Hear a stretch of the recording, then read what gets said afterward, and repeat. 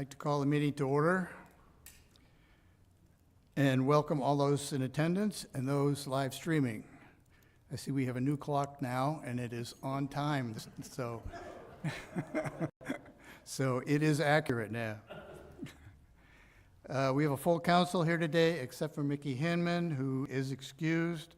We also have Terry Tiemann, our assistant town manager, Raylene Menominee, our town clerk, and Will Wharton, the IT director. Our town manager, Cliff Gravier, is out of town on some personal business. Please stand for the Pledge of Allegiance.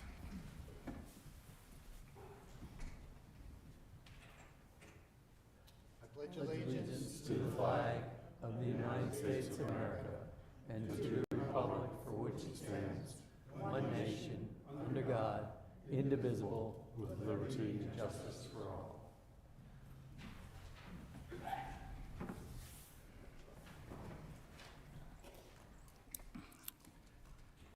Okay, next item on the agenda, first item on the agenda actually, is a motion to accept the agenda. Do I have a motion? So moved. Second. Any discussion? Those in favor? Aye. Next, approval of the minutes from our regular meeting of January 17, 2025. Do I have a motion? So moved. Any discussion? Comments? Usually have something. Look good to me. Okay. Those in favor? Aye. Aye. Patrick, you're slipping. Yes. No, Raylene's getting better. But she was already good. She was already good. Yes. Beyond, above good. Okay. Well, you patched that up real fast. Okay, approval of the financial report. Mrs. Keel. Thank you, Mayor. This report covers the budget through January 31st, 2025. We are 83% through the fiscal year 2025. The revenue is slightly less than budgeted. We have collected about 96.5% of the budgeted revenue compared to 99% last year. We anticipate being over budget in revenue for this fiscal year. Our operating expenses are on target. We've expended 85% of our budget compared to 83% last year. Recognizing that this report is subject to audit, I move that the council approve this unaudited report. Second.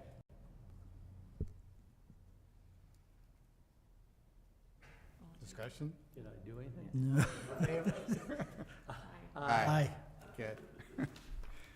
Okay, announcements and recognition of visitors and public comment.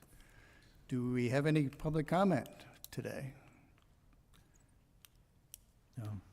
Would you please come up to the podium and state your name and your Bethany address?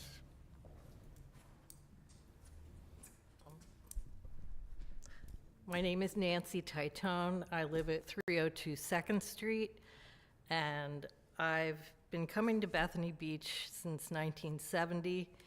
My aunt and uncle retired to a house on 2nd Street. My husband and I were finally able to buy a house on 2nd Street. Unfortunately, he died 3 months later, but my point is, I have a history with being here in the town. I didn't just show up a couple months ago. My concern is with the structures that are being built in town, primarily ones on Pennsylvania Avenue and all around town, 5th Street, whatever. They look like office buildings or small hotels. And I'm just wondering how they're getting approved, because they're taking up every inch of the property. They're not very attractive. I just don't think they're in keeping with the town. And I'm just wondering what the process is here, that they're just massive. Well, they are big.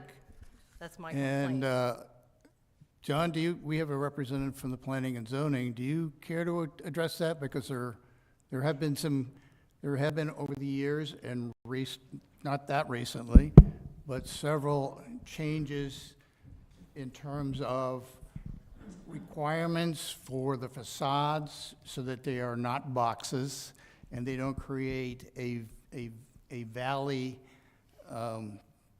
appearance. And the square footage requirements of each lot are very carefully covered.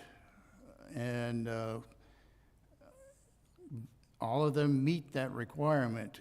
And it's also, there's also very careful pervious requirements on each lot. John, I'll let you Yeah. address that. This is John Gahn. I'm a member of the Planning Commission. Some years ago, in response to your exact concerns, the town and the commission went to work on what they called a bulk density zoning regulations, which were subsequently passed. Those bulk density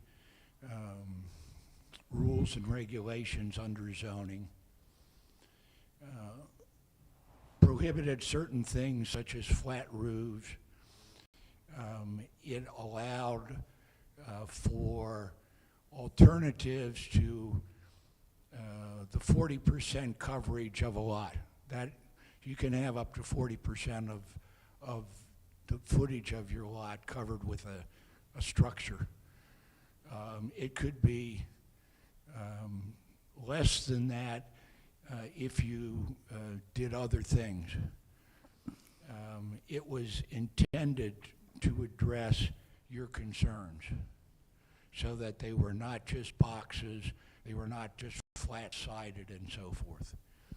Well, Our building inspector is absolutely ferocious in not allowing variances from what is currently in the Bethany Beach zoning requirements. And so I can assure you that any of those new constructions would meet the current requirements that are in the Bethany Beach zoning requirements, ma'am. well, I don't know. The current ones on Pennsylvania Avenue just do not look like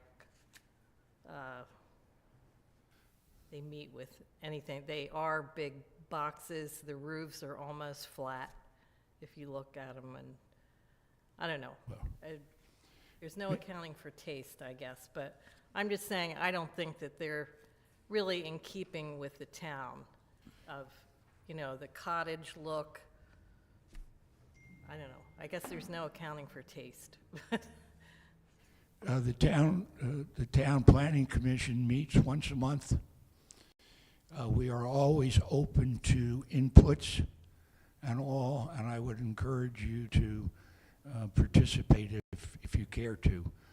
But I can assure you, ma'am, that the constructions that are underway are to the letter of the code.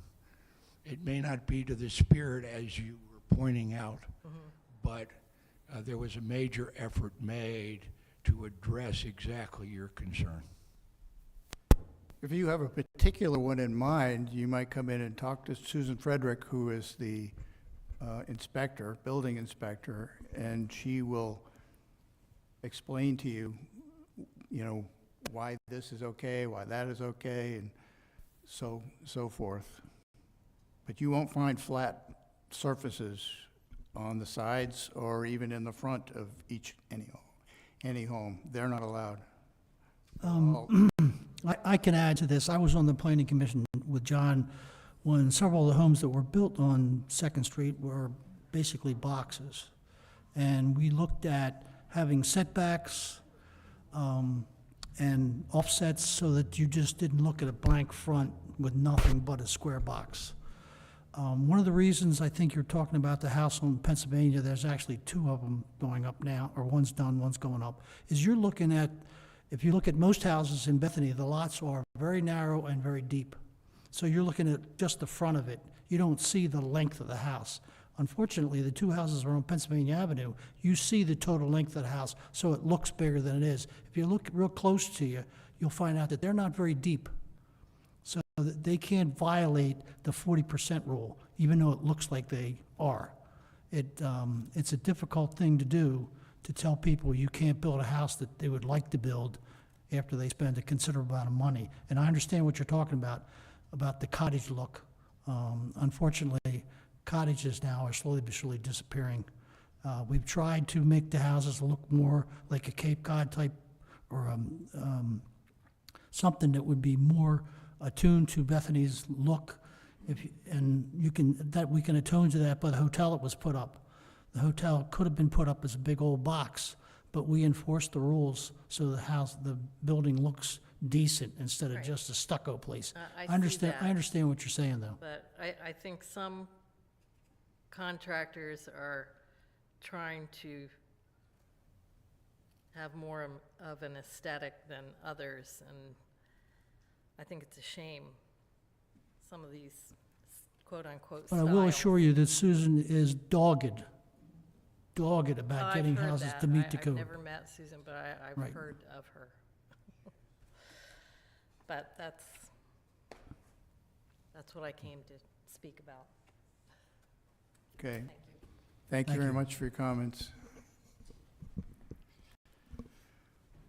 Moving on to announcements, I'd like to thank the Chamber, Julie Maluski, all the town personnel who took part in the Fire and Ice Festival events, the ice sculptures, the skating rink, the bucking shark, the inflatables.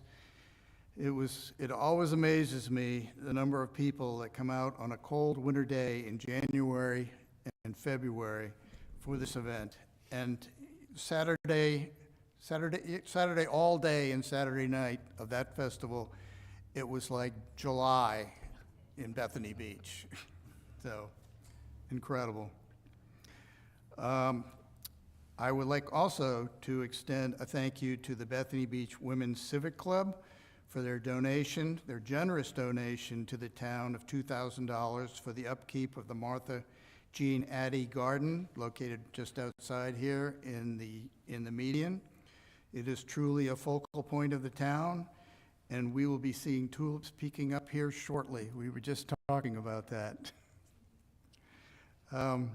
Earlier today, I had the pleasure of going to the Officer of the Year Awards, and Sergeant Brandon Elliott of the Bethany Beach Police Force received the Officer of the Year Award as part of the Joshua Freeman First Responders Awards held at Signatures down at Bayside. Sergeant Elliott was recognized for his hard work and annual effort in the recruitment, retention, and professionalism of our seasonal officer program. As we all know, Bethany relies very heavily on this program during our busy summer months. These officers participate in rigorous, time-consuming, 216-hour academy hours and training. Sergeant Elliott has served as our recruitment officer for some time, which oversees the hiring process, the written tests, the fitness testing, the psychological testing, the polygraph testing, and extensive background checks. Wow, we must be the best after going through all that. It's amazing people survive it. So, please give a hand. I'm going to ask for everybody to give a hand for Sergeant Elliott. So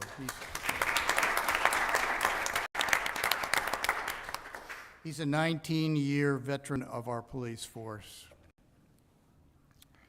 Teresa Keel will say a few words about our newest full-time police officer.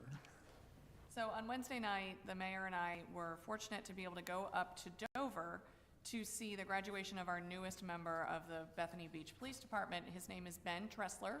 You guys would recognize him. He's been a seasonal officer since 2020.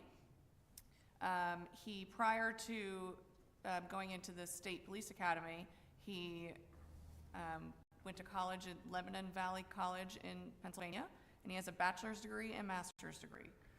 And because we are ramping up for the summer, he starts work tomorrow. So no rest for the weary in Bethany Beach. But if you see Patrolman Tressler, please say hello and congratulations. Actually, he's on the 3 a.m. shift Oh, that it's starts. technically tomorrow. When you see him tomorrow, he'll be yawning. Okay. Next up are reports. Report from the Audit Committee. Mr. Frank Myers, a new chairman.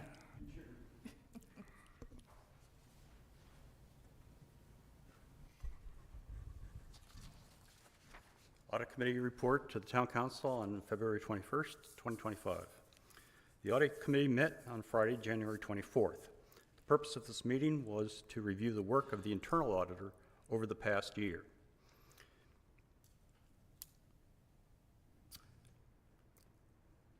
Hear his annual report and decide on the internal audit plan for the year that just began. John Morden presented the annual internal audit report, where he reported on his routine audit processes during the calendar year 2024. Each month, he reviews the list of all invoices paid, reviews a selection of those invoices further to check for proper authorization, examines the monthly town visa bill to confirm documentation of all purchases, opens the bank statements, traces transfers between town bank accounts, and checks the endorsement of cleared checks. He also performs a number of tasks outlined in the internal audit plan that are done less frequently than monthly, such as checking the proper procedure was followed on grant funds and reviewing payroll and human resource files. Mr. Morton reported that he found all purchases to be properly documented and authorized, and that he had no concerns about town operations. The committee discussed the internal audit plan for calendar year 2025 and set specific focus of the year on investigating the possibility of external IT audit. The town's external audit is scheduled for the first week of May, with the audit committee meeting with the external auditors on Friday, May 9th. That concludes the report. Any questions? Thank you very much, Frank.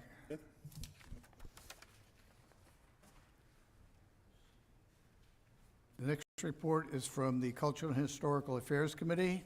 Mrs. Califf.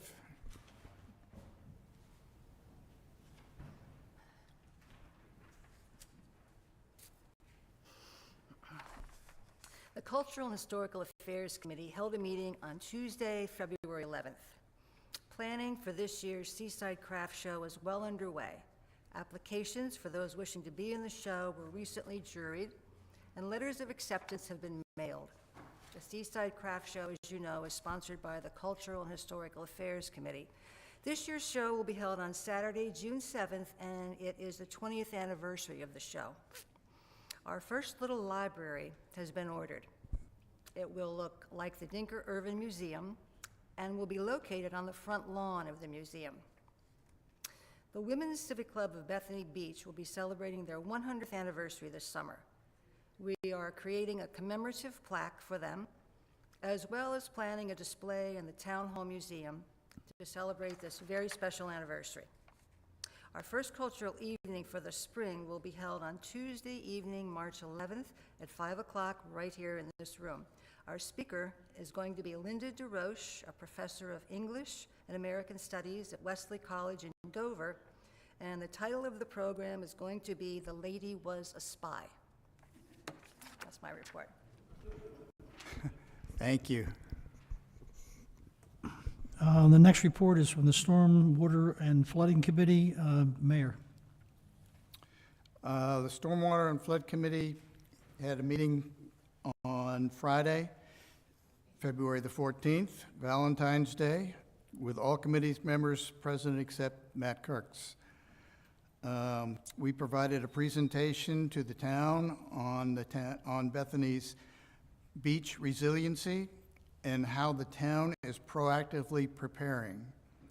Bob Collins provided a report on the activities of the Center for the Inland Bays, including an update on James Farms' soon opening new education center, oyster studies, and the Osprey, inland fish, horseshoe crab, and terrapin surveys. John Russell provided a summary of his work with Fenwick on setting the heights of future bulkheads. We reported that the Water and Resources Act of 2024, championed by Senator Carper, is now law as of the end of the year. That is the act which reduced the amount of contribution, local contribution to replenishment activities. We also reported on the University of Delaware Sea Grant Seaside to Stateside Economic Study, which is now complete and released, as well as Denerec's cost share study. Our town manager reported on the status of the Loop Canal Flap Dam, upcoming 2025 bulkhead and living shoreline work, and the Pannoni Associates Sea Level Rise Study, which is underway presently.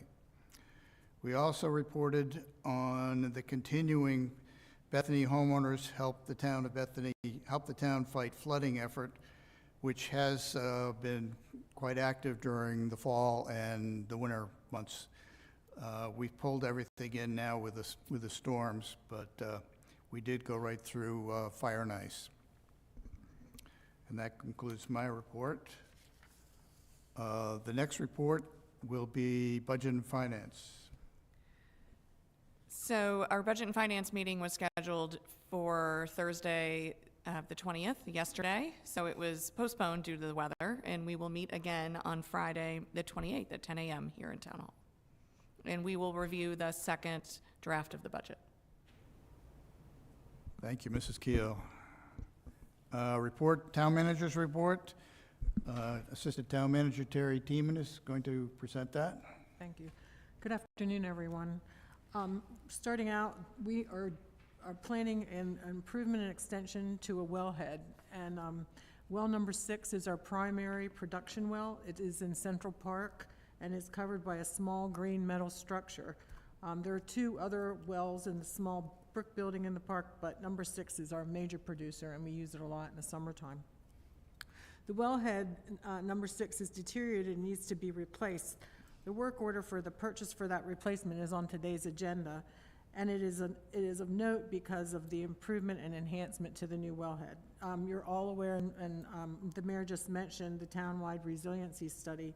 The first part of that study looked at town services, and one of the recommendations that they made was that the town should work to make sure that our wellheads were either higher than their current heights or better protected from potential sea level rise or tidal flooding. So the new wellhead has a 7-foot bury depth compared to the current bury depth of 4 feet. This is significant because the estimated rise, sea level rise between 2052 and 2076 is 2 feet. The new wellhead will be 3 feet above grade, and the wellhead that is being replaced deteriorated because of the pH levels of the water coming from that aquifer. The replacement that we're putting in is also stainless steel. The water department is also currently working out with our engineers how to make the brick well building in the park flood-proof. And please see the attached that Sean had provided for the council during the on the wellhead. On Route 26, we have been speaking for some time about a rapidly flashing beacon light, and our engineers had given us a design for the rapidly flashing beacon light and a pedestrian island a little east of Treetop Lane on Route 26. The engineers had picked this location because they felt that it offers the safest spot for pedestrians to cross the street. However, in order to install the rapidly flashing beacon light in this location, 2 very small portions of private property would have been needed to accomplish that. Unfortunately, we're not able to reach agreement with the property owners, and so we had to go back to square one. So our engineers have decided that an island and a crosswalk at the preferred location east of Treetop Lane and without a rapidly flashing beacon light would be the best pedestrian safety enhancement we could make it in the general area. And we have asked them to proceed with this design. This approach would affect no private property and require no permission. The engineer is still optimistic that this is something, especially without having to run power for the rapidly flashing beacon light, that we might be able to accomplish before summer. Half Moon Boulevard, and we've talked about the diner entrance for a very long time, so after extremely long time, KCI Engineering has given us their design recommendation to alleviate the unsafe condition that currently exists at the entrance to the Bethany Diner. KCI now has been tasked with creating the necessary documents that would allow the town to advertise for bids to complete the project. Given their current turnaround on work orders, we are not optimistic that this will be done by the summer season. We currently, Delmarva Power and Lights will systematically install or occasionally install new lights. And you have all received a letter from a resident who lives on Tingle Avenue complaining about a street light on their street. They have a valid point. This is an incredibly bright light for a narrow residential neighborhood, a narrow street and a residential neighborhood with little setback for houses from the front property line. The light at the end of Tingle stopped working some time ago, and when Delmarva Power responded to fix the problem, they replaced the old fixture with a new pole and a new LED light fixture. Delmarva Power, they no longer use the sodium, high-pressure sodium bulbs, and as a matter of company policy, they only use LED. So the older sodium bulbs were, gave a cast of a yellow light, and it was a little dull, and the new LED lights are bright and very stark, and the difference is pretty noticeable and striking. So this will certainly become problematic as more bulbs and fixtures are replaced over the course of the time throughout the town. And I'm sure owners are going to be complaining about it. You know, the lights are there to light the street, not to light your house. So at Brett's request, our Public Works Director's request, Delmarva responded and put a filter on the light, but unfortunately that had little effect. So we've reached out again to Delmarva to let them know, to see if they have a lower wattage bulb, and they are looking for a lower wattage bulb that will fit that fixture. But we will have to continue to push for a solution. In the meantime, the residents have been contacted that had the complaint, and they know we're working on solving the problem. And I got just a couple more things. Summer is almost here, and we always know that in Bethany because our events coordinator publishes a list of draft events and a calendar, and so she's many probably don't realize this, but as soon as summer is over, Julie, our events director, starts planning ahead to fill this calendar out, and she does a phenomenal job. It's really no small task, and it's to her credit that she's already put that together, and it's in your packet for review. And finally, some good news. Our boardwalk and beach ramp inspection report has just come in. I think it came yesterday, actually. And the report on the board, you will have the full report as soon as before you get home today. That's what I'm told, right, Raylene? So by the time you get home today, you'll have it. It's a portion of it has been attached to the report for your review. The report lists 3 possible alternatives to repair the boardwalk, which range in price from $93,000 to $150,000. This is considerably less than what we anticipated. We are scheduling an appointment with the engineering firm RK&K Engineers next week to review the details of the report to discuss timeframes and next steps. The report does tell us that the boardwalk is in good shape and fixes to the boardwalk and beach ramps are minimal and not expensive, which is very good news. Yep. Does that include the area where we had some settlement problems? Yes, Yes, yeah. It does? Yep. Okay. Well, that is very good news. that's the main. It's extremely good news. Yeah, What a relief, right? yeah, but do those numbers include the crossovers that we were I'm not talking sure. about I'm redoing? not su- I think it's just to fix the boardwalk. Okay, But I don't think they include the crossovers. okay, Still a lot less than we had anticipated. that's great. That's great. Thank you, Mrs. Teeman. No problem. Before we go into new business, I'd like to state that there will be an opportunity for the public to address questions on agenda items after initial council discussion and before the council votes. That's on each item. So our first item, The first item is consideration and possible vote on the appointment of Paula Holloway to the Cultural and Historic Affairs Committee. Mayor? Council, you've all received a copy of Mrs. Holloway's resume. She is a full-time resident in Bethany, recently retired, comes from a museum and art education background. She comes highly recommended by the CHAC Committee Chairman, Carol Califf, our museum director, Elaine Fay, as well as Councilman Hinman met with her as well. All who have met and interviewed Paula, as she has already attended several of the CHAC meetings. I know Paula as well, as she has been a neighbor of ours for some time. I think we all agree she would be a great addition to the CHAC committee. I would like to nominate Paula Holloway to the Cultural and Historical Affairs Committee. Do I have a motion? So moved. Second? Second. Any discussion, council? Any comments from the audience? Okay, all those in favor? Aye. Motion carries. Discussion, consideration, and possible vote on the purchase of a replacement stainless steel pitless adapter for well number 6 in the amount of $45,125.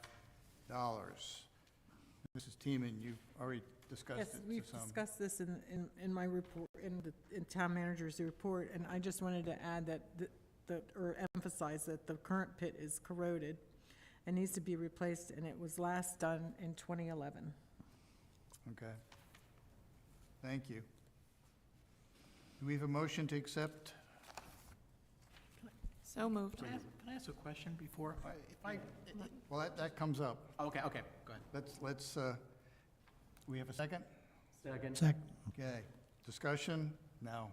Now my time. I just want to clarify, if I look at the documents, it says that the concrete base and protective stuff is not included in the cost. Is that the minimum cost to replace all that? I believe so, yeah. Because it's not in here. The concrete base is It's just, something that and the we'll do. protective thing, okay, I just want to make sure that's just a ministerial thing. Yep. Okay. Okay. Anybody have a question or anything to say? All those in favor? Aye. Motion carries.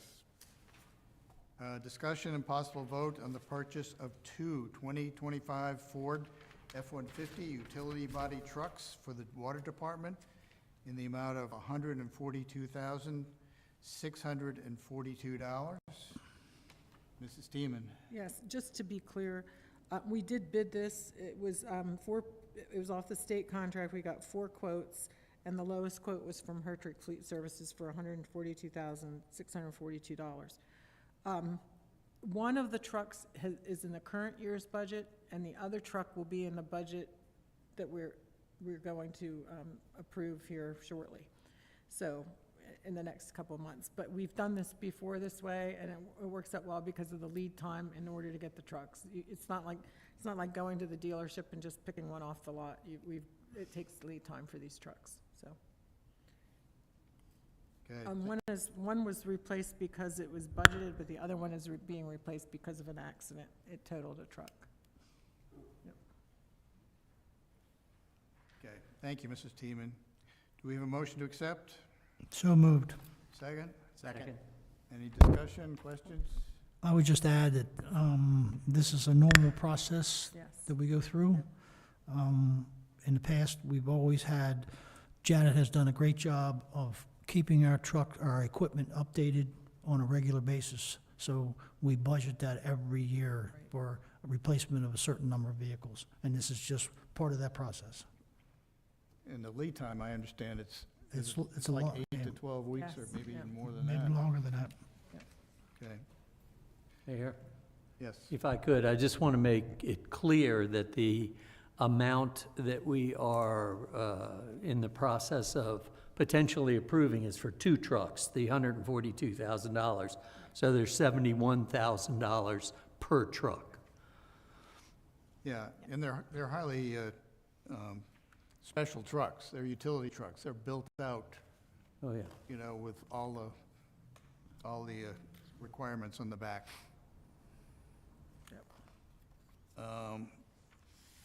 Okay, I think we've already made a motion. Those in favor? Aye. Motion carries. Discussion, consideration, and possible vote to approve the expenditure of $98,542, which was received from the Delaware Water Infrastructure Advisory Council Wastewater and Drinking Water Asset Management Incentive Program. That's a mouthful. Say that fast. Grant, it's a grant. 3 times. Mrs. Teeman. As the mayor just said, this is a grant. We've received the grant, and council approved applying for it and receiving it a month or so ago. But this is just, it's really a housekeeping function to keep our auditors happy and Janet happy. And believe me, we want to keep Janet happy. So this just authorizes us to spend it in the way that it was intended from the grant. Okay, thank you. Do we have a motion to accept? So moved. Second. Any discussion on council? Questions? In the audience? Those in favor? Aye. Aye. Motion carries. Discussion, consideration, and possible vote on the resolution to hold a special election on May 24th, 2025, for the purpose of voting for or against the town council's proposal to borrow a sum of money to construct a new water clarifier at the water plant. Mrs. Teeman. Yes, this just specifies the date, which is May 24th, 2025. That's Memorial Day weekend, and the reason we do it is so that people can come and vote, and most people are here that weekend. So this is just specifying the date. Would you like me to read the resolution? No, I don't Okay, think that's good. necessary. I don't think so. But I do want to remind everybody that a resolution to borrow the funds for the clarifier was approved at our January meeting by the council, and a public hearing regarding the clarifier was held on Monday, February 17th, 2025. The date of the referendum, as you stated, is Saturday, May 24th. It's Memorial Day weekend, so we should have, if people want to vote for it, it should be convenient to the most amount of people. And the public will be advised via the normal avenues, as well in advance of the election. So voting can be done either in person or absentee. I guess I would add that this is necessary. We can't borrow money on our own as a council. This has to be voted for by the people to borrow any amount that is of this substantial amount. So it is a requirement. Okay, do we have a motion to prepare the resolution to hold a public election to vote for or against the town council's proposal to borrow the funds and proceed with the construction of the new clarifier? So moved. Do I have a second? Second. Any discussion?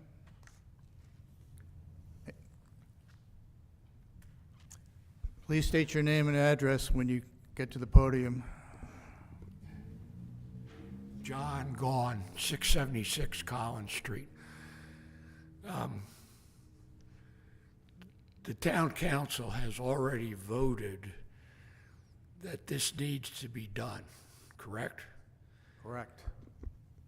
At some point, I think it's important in whatever public announcements are made that the council is in favor of this.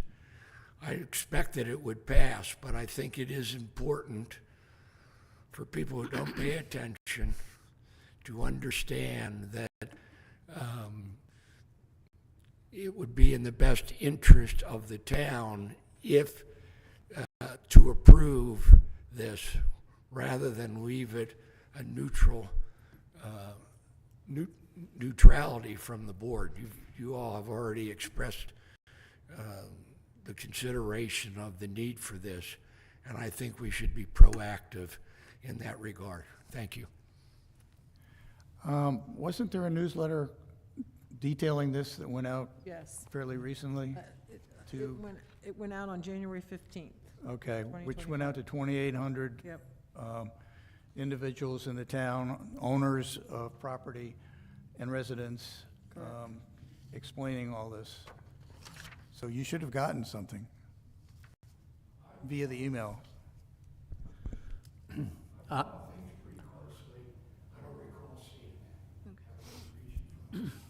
Okay. Yeah, I think he's got a good idea. I mean, I think we should include a statement or a paragraph that, of what the council has considered and approved.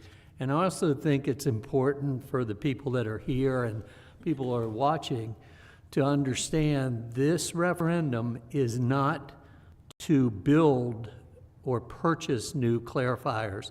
It's just to borrow money to pay for the purchase and installation of the new clarifier. And the clarifier has to happen. Yes. Right. And the council has already considered that and approved that. Correct. Any further discussion? Will.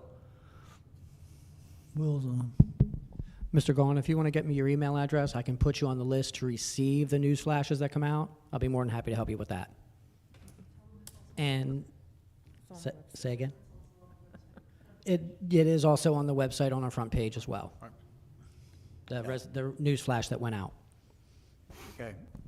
Thank you, Will. Those in favor?